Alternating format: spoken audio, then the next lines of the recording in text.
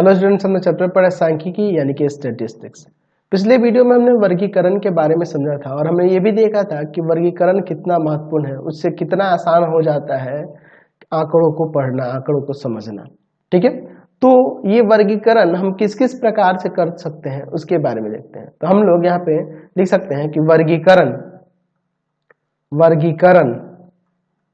के प्रकार, वर्गीकरण के प्रकार यानी कि काइंड्स ऑफ क्लासिफिकेशन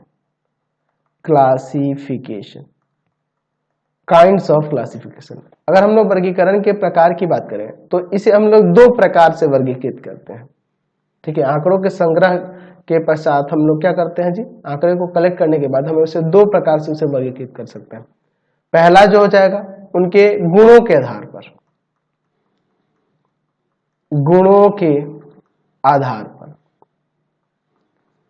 गुणों के आधार पर यानी कहने का मतलब कि मान लीजिए आंकड़ा आपके पास आंकड़ा जो दिया गया है, आंकड़ा कैसा हो जिसमें गुणों के अनुसार उसमें विभाजन किया गया हो, तो इसका मतलब उसे आप क्या कर सकते हैं, गुणों के आधार पर अलग अलग वर्गों में वर्गीकृत कर सकते हैं। तो लिख सकते हैं कि जब या फिर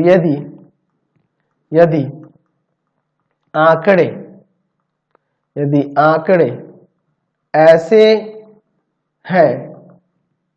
ऐसे हैं कि जिन्हें गुणों के अनुसार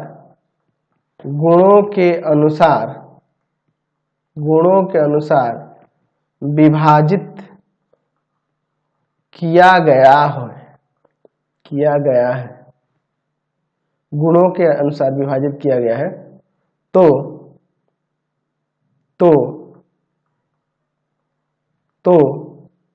इस ऐसे वर्गीकरण को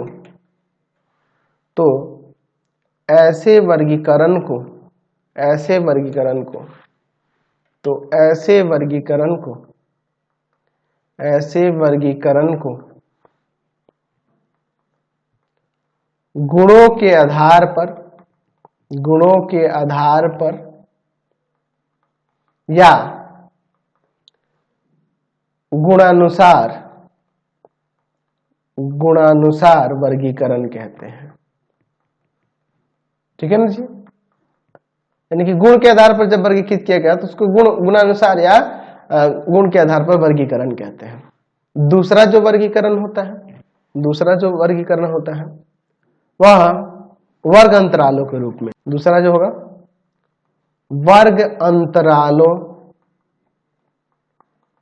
के अनुसार वर्गीकरण, वर्ग अंतरालों के आधार पर वर्गीकरण, वर्ग अंतरालों के अनुसार वर्गीकरण। कि वर्ग अंतरालों के आधार पर वर्गीकरण कब करते हैं कि जब आपके पास जो आंकड़ा दिया गया हो उनके गुणों की नाप आपके पास पता हो। कि जैसे मान लीजिए मैं 100 बच्चों की आयु दी गई हूं, है ना, तो आप एक काम करोगे, 100 बच्चों की आयु में से क्या करेंगे कि हम लोग ऐसे 0 से 2 साल के कितने हैं, 2 से 4 साल के कितने हैं, 4 से 6 साल के कितने हैं, 6 साल से 8 साल के कितने हैं, ऐसे अलग अलग वर्ग लेकर मैं उसको कलेक्ट करके एक डाटा तैयार कर देता हूं।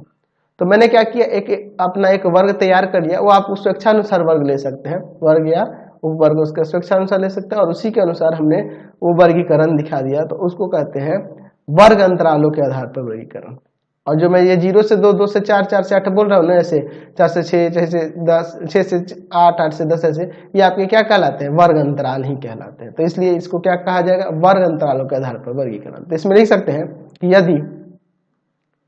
यदि हम गुणों को नाप सकते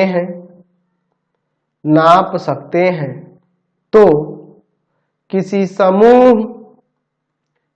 समूह के लिए हमें उतनी ही नापे, ऐसे लेते हैं, उतनी ही नापे मिलेंगी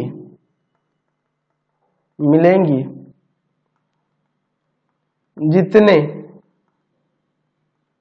उसमें पद हैं। जितने उसमें पद होंगे उतनी ही उसमें मापे मिलेंगी। ठीक है, नापों के इस समूह, नापों के इस समूह को सुबोध या फिर सरल भी लिख सकते हैं, बनाने के लिए, सरल बनाने के लिए उन्हें वर्गों और उपवर्गों में एकत्रित कर दिया जाता है, ठीक है। इस प्रकार के वर्गीकरण को वर्ग अंतरालों के अनुसार वर्गीकरण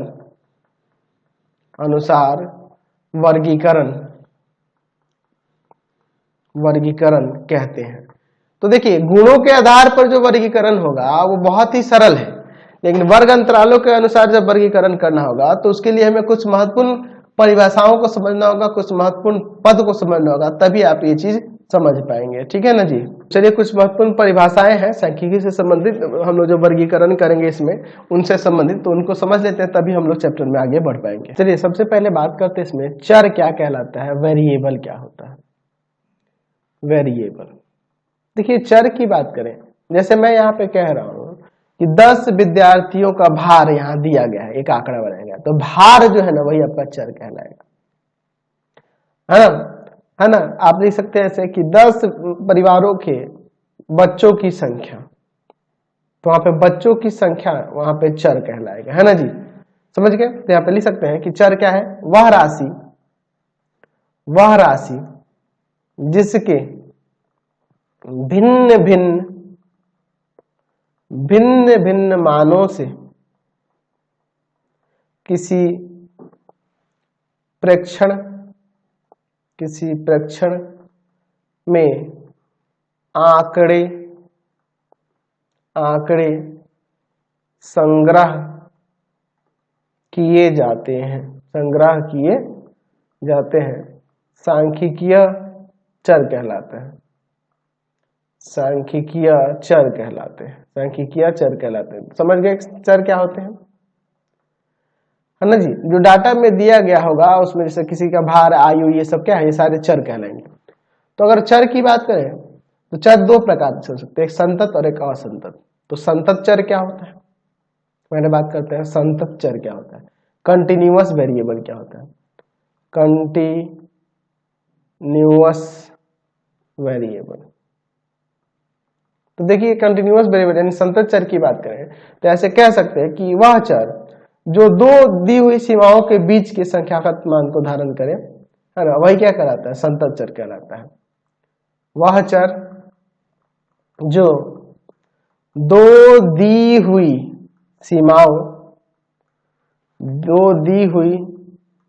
सीमाओं के बीच सभी संख्यात्मक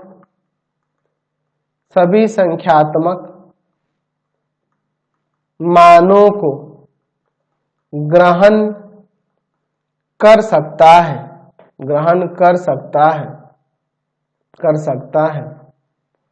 संतत चर कहलाता है।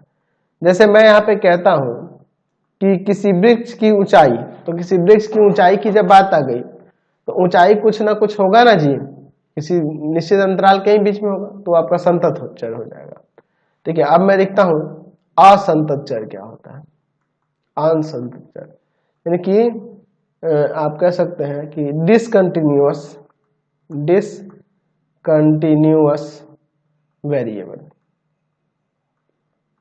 ठीक है ना। तो डिसकंटिन्यूअस वेरिएबल यानी असंतत चर की बात करें तो इसका जस्ट अपोजिट लिख सकते हैं कि वह चर जो दो दी गई सीमाओं के बीच सभी संख्यात्मक मानों को ग्रहण नहीं करता है, ग्रहण नहीं करता है, असंतत चर कहलाता है, असंतत चर कहलाता है। यानी असंतत चर कहने का मतलब ये है कि जैसे मैं यहां पे कह रहा हूं कि एक विद्यार्थी की आयु सिर्फ पूर्णांक मानों के साथ, तो पूर्णांक मान, अब जैसे कोई विद्यार्थी है 9 साल 6 महीने का है तो उसको उसमें काउंट तो नहीं कर पाएंगे। कोई 10 साल 2 महीने का है उसको तो काउंट नहीं कर पाएंगे, क्योंकि हम लोग सिर्फ पूर्णांक के लिए ही बात करेंगे, है ना जी।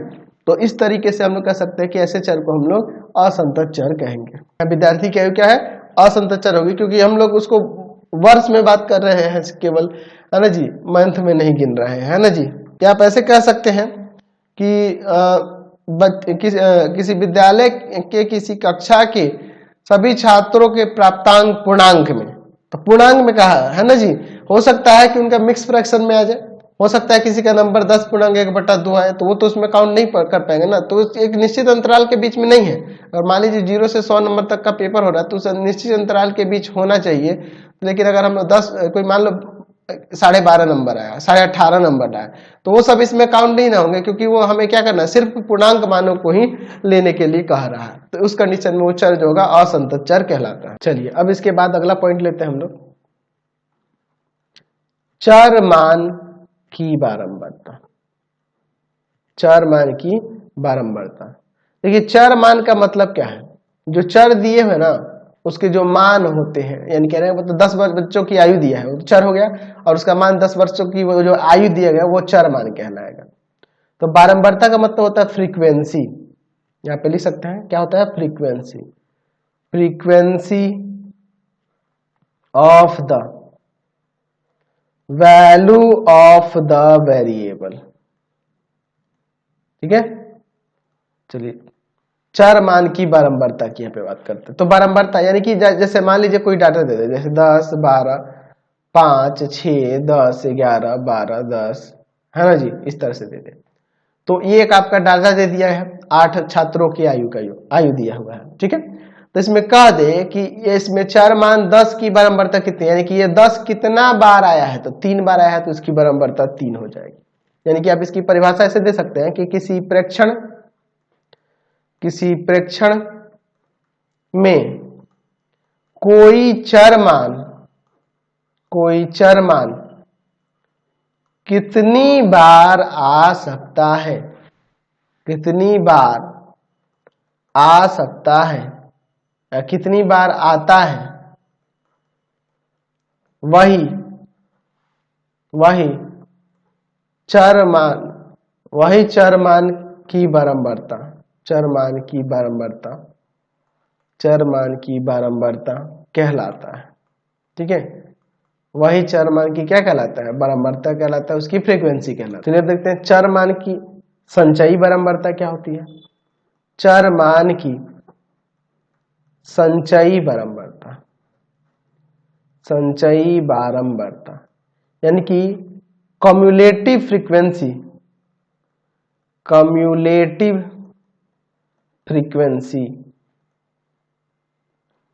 Of the value of the variable. देखिए कम्युलेटिव फ्रीक्वेंसी होती क्या है, जैसे मैं यहां पर एक डाटा लिख देता हूं, जैसे मैं लिख देता हूं 30, 40, 45, 60, 70, 60, है ना जी, 50, ऐसे मैं दे देता हूं। तो अगर यहां पे पूछ दे कि इसमें से चर मान 40 की संचयी बारंबारता क्या होगी, तो चर मान 40 की मैंने संचयी बारंबारता पूछी है, तो 40 और 40 से कम जितने भी चर मान होंगे सबको जोड़ लेंगे, यानी कि 40 को भी जोड़ लेना है, तो 40 इसमें एक बार 2 बार, और इससे कम एक बार, देखिए यहाँ पे 30 है, तो 1, 2 और 1, 3 इसकी संचयी बारंबारता होती है। यानी कि जिसकी संचयी बारंबारता पूछेगा जिस चर मान की, वो उसकी संख्या है, उसकी बारंबारता है, और उसके पहले वाले मानों की भी बारंबारता है, चर मानों की बारंबारता, उन सबको जोड़ लेना होगा, तो वही संचयी बारंबारता बन जाएगा। तो यहाँ पे लिख सकते हैं कि किसी प्रेक्षण में चर के किसी मान की संचयी बारंबारता, संचयी बारंबारता उस मान तथा उससे छोटे सभी मानों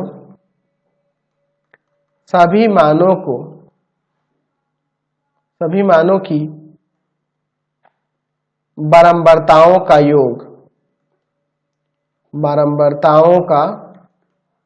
योग होता है या योग है, योग है। समझ गए क्या होता है संचयी? इसमें जैसे 40 की हमने क्या बोला 3 है, मैं 45 की क्या करूंगा तो 45 में ये सब काउंट कर लूंगा।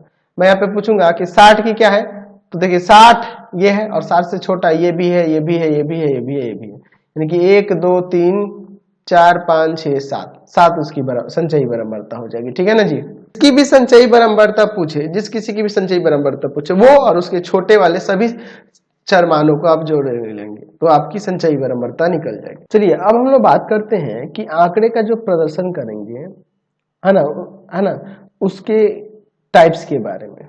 ठीक है ना जी, उसके प्रदर्शन के किस तरह से उनका प्रदर्शन कर सकते हैं उसके बारे में हम लोग उनके बंटन के प्रकार के बारे में बात करेंगे। बंटन के प्रकार, ठीक है ना जी। तथा इसी में मैं एक और टॉपिक जोड़ देता हूं, तथा आंकड़ों के प्रदर्शन के रूप, ठीक है। तो पहला जो हम लोग देखेंगे, पहला जो रूप देखेंगे वह अवर्गीकृत आंकड़ा दिया होगा, अवर्गीकृत आंकड़ा,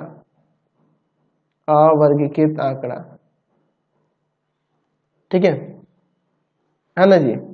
तो जो अवर्गीकृत आंकड़ा होता है, यानी कि उसे किसी वर्ग में नहीं बांटा जाता, वो रॉ डाटा रहता है, एकदम एक पंक्ति के रूप में रहता है। तो वैसे आंकड़े को हम लोग अवर्गीकृत आंकड़े कहते हैं, यानी कि सिर्फ उसको इकट्ठा कर लिया गया है और उसको सजाया वगैरह नहीं, ऐसी इस तरह से इकट्ठा कर लिया गया है, उसे अलग अलग वर्गों में विभाजित नहीं किया गया। तो इस तरह के आंकड़े को अवर्गीकृत डाटा कहते हैं, यानी कि रॉ डाटा कहते हैं। यदि आंकड़े जिस रूप में संकलित किए गए हों उसी रूप में रखे जाएं। जैसे मैं क्या कर रहा हूं कि 10 विद्यार्थियों का आयु ले लेता हूं और वैसे ही मैं लिख लेता हूं, मैंने 10 लोग से पूछ के उनकी आयु लिख ली, तो जो डाटा होगा वही जो होगा रॉ डाटा होगा। तो ऐसे आंकड़ों को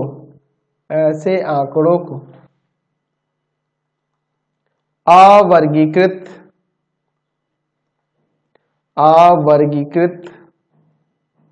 आंकड़ा कहा जाता है ना जी। वो आपका अवर्गीकृत हो जाएगा। दूसरा हम लोग देखते हैं अवर्गीकृत बारंबारता बंटन। बंटन भी इसी में देख लेते हैं। अवर्गीकृत बारंबारता, इसी का अवर्गीकृत आंकड़े का ही हम लोग बारंबारता बंटन की बात कर रहे हैं। ठीक है ना जी। कहने का मतलब जो अवर्गीकृत आंकड़ा होगा उसी का अवर्गीकृत बारंबारता बंटन कैसे दिखाएंगे इसके बारे में देखते हैं। ठीक है, तो जो अवर्गीकृत बारंबारता बंटन होता है वो किसी अवर्गीकृत आंकड़े में से क्या कर सकते हैं, उनमें से उनके चर मानों को लेकर, अलग अलग चर मानों को लेकर उनकी संगत बारंबारताओं को लिखकर एक डाटा, एक चार्ट बना लेते हैं, वही आपका अवर्गीकृत बारंबारता बंटन कहलाता है। जैसे मैं यहाँ पर एक चार्ट बना लेता हूँ, यहाँ पे मैं ऐसे एक चार्ट बना लेता हूँ, यहाँ पे ले लेता हूँ चर मान, चर ले लेता हूँ और नीचे मैं बारंबारता ले लेता हूँ, उनकी बारंबारता। तो मैं यहाँ पे लिखता हूँ 1 2 3, 1 है 5 बार, 2 है 3 बार और 3 है 7 बार। तो ये आपका अवर्गीकृत बारंबारता बंटन कहलाएगा। तो चलिए इसके बारे में भी हम लोग थोड़ा सा यहाँ पे लिख लेते हैं। ठीक है, चलिए तो इसके बारे में थोड़ा सा मैं यहाँ पे लिख देता हूँ। तो अवर्गीकृत बारंबारता बंटन क्या होता है, ऐसे लिख सकते हैं कि वह बंटन जिसमें चर मूल्यों को उनकी संगत बारंबारताओं के साथ लिखा जाता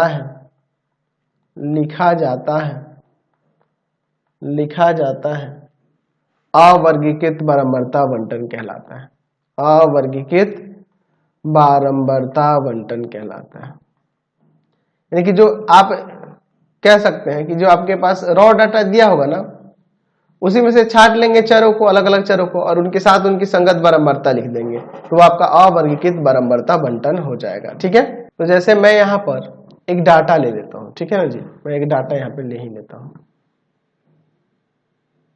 ठीक है, मैं यहाँ पर संख्याओं के लिए मैं यहाँ पर एक अवर्गीकृत आंकड़ा लेता हूँ। जैसे कि मैं यहाँ पे लिखता हूँ 1 1 2 2 3 2 1 1 1 3 4 4 2 1 3 3 2 4 4। तो अब ये जो डाटा है इसमें देखिए चर मान 1 2 3 4 है, चर, और उनकी यहाँ पे बारंबारता। ठीक है, तो चर देखिए यहाँ 1 2 3 और 4 हो रहे हैं। और तो ये जो आप डाटा देख रहे हैं अवर्गीकृत आंकड़ा है, रॉ डाटा है, और इसी का हम लोग अवर्गीकृत बारंबारता बंटन बना। तो इसमें चर मान देख लेंगे कौन कौन है। एक कितना बार है, 2 गो, 3 5 और एक 6 बार। 2 कितना बार है, 2 1 3 3 और एक 4 बार, और एक यहाँ 5 बार। 3 कितना बार है, 3 3 1 2 3 4 बार, और 4 कितना है, 1 बार 2 बार 3 बार 4 बार। तो इस तरह से ये जो डाटा तैयार किए ये अवर्गीकृत बारंबारता बंटन कहलाता है। तो जो अवर्गीकृत बारंबारता बंटन होता है इसका परिसर भी निकालने के लिए एक सूत्र होता है। इसका परिसर क्या होता है, तो परिसर जो होता है इसमें से सबसे बड़े चर मान में से सबसे कम जो चर मान होगा उसको घटा लेंगे, है ना। चर मान सबसे बड़ा में से सबसे छोटे को घटा लेंगे तो हमें उसका परिसर मिल जाएगा। अगर हम लोग यहाँ पे बात करें अवर्गीकृत आंकड़ों का परिसर, आप यहां से या यहां से दोनों जगह से परिसर देख सकते हैं। तो परिसर क्या होता है, तो उसमें से जो सबसे बड़ा चर मान होगा ना उसमें से सबसे कम वाला चर मान घटा देने से आपको पता चल जाएगा। तो यहाँ पे लिख सकते हैं कि महत्तम तथा न्यूनतम चर मानों के अंतर को आंकड़ों का परिसर कहते हैं, परिसर कहा जाता है या कहते हैं, ऐसे हम लोग लिख सकते हैं। ठीक है, यानी कि जैसे मैं इसी में देख ऊपर वाले का परिसर क्या होगा, तो महत्तम चर मान है 4 और न्यूनतम चर मान है 1, तो परिसर आ जाएगा यहाँ पे 3। समझ गए। चलिए अच्छा, अब हम लोग बात करते हैं जब वर्गीकृत आंकड़े हो तो। ठीक है, तो वर्गीकृत आंकड़े जो होते हैं, एक काम करते हैं हम लोग वर्गीकृत आंकड़ों के बारे में नेक्स्ट वीडियो में देखेंगे। ठीक है, नहीं तो इसमें गड़बड़ हो जाएगी, इसी में सब कुछ हो जाएगा ना तो गड़बड़ हो जाएगी, लंबी वीडियो हो रही है, आपको भी दिक्कत होगा। तो आज की क्लास में इतना ही, नेक्स्ट वीडियो में आगे देखेंगे। आपको हमारे 3 चैनलों को सब्सक्राइब करना होगा। पहला है pathfinder classes Chhapra, pathfinder classes Chhapra. दूसरा है आपके पास भारती भवन रविकांत सर। और तीसरा चैनल है Ravikant sir RD Sharma solution. तीनों चैनलों को सब्सक्राइब कर लेंगे। इससे रिलेटेड वीडियो के लिए सीधे डिस्क्रिप्शन में जाएंगे, इससे रिलेटेड नोट्स के लिए गूगल पे जाकर सर्च करेंगे www.ravikantsir.in, और यहाँ जाकर आप सभी क्लासेस के नोट्स उनके पीडीएफ को डाउनलोड कर सकते हैं, पढ़ सकते हैं। इंस्टाग्राम और फेसबुक पे जाकर पाथफाइंडर क्लासेस छपरा को लाइक एंड फॉलो करना नहीं भूलेंगे। Thanks for watching the video. Comment करके जरूर बताएं कि हमारे चैनल की वीडियोज आप सभी को कैसे लगते हैं। Thanks for watching.